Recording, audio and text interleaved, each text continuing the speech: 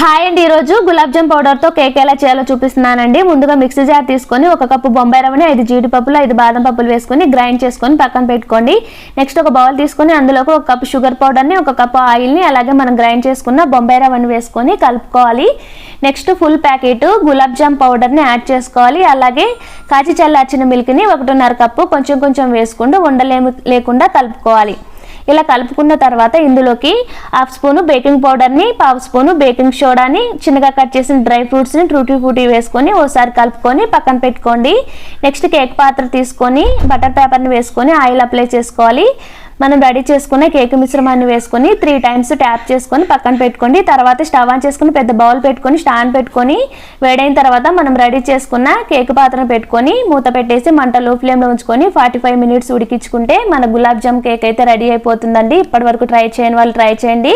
మీకు కానీ ఈ వీడియో నచ్చితే లైక్, షేర్, సబ్స్క్రైబ్